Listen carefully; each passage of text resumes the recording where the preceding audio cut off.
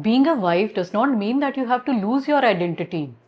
लड़कियों को शादी के नाम पर उनके पेरेंट्स तक एडजस्टमेंट की बात बताते हैं कि बेटा एडजस्ट करो, छोटी छोटी बातों पे इतना रिएक्ट मत करो, एडजस्ट करो।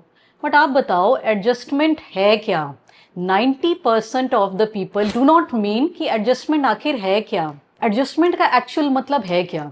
बेसिकली ये लाइफ पार्टनर्स, तो पार्टनर का क्या मतलब होता है कि दोनों एकजुट होकर एक दूसरे की मदद करो ताकि दोनों की जिंदगी आसान हो। Adjustment by any chance does not mean torture. पर होता क्या है, स्पेशली इंडियन फैमिलीज में अक्सर ये देखा गया है कि बहू के नाम पर female is treated as a maid. But these days you have seen even maids, आपको मेड्स से तो ज़्यादा डर के रहते हैं बल्कि लोग, कि अगर एक दिन नहीं आएगी तो हम क्या करेंगे।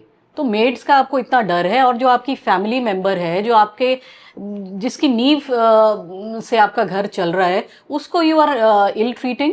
तो यू थिंक सो कि you are going on the right track?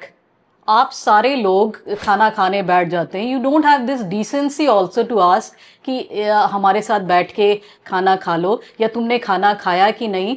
She is cooking for everyone, सर्दी गर्मी वर्षा धूप, she is doing her 100%, but you don't have this audacity to help her out.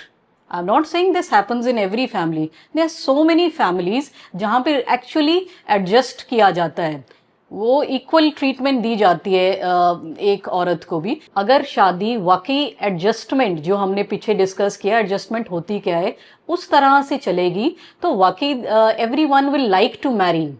But अगर शादी का मतलब torture है, फिजिकल मेंटल इमोशनल अब्यूज है, तो I do not think so that the young generation और today's generation would opt for marriage. तो basically the crux is, अगर हम वाकई एडजस्ट करके एक दूसरे के साथ मिलजुल के अपनी शादी को निभाएंगे तो हमारे लिए बहुत अच्छा होगा।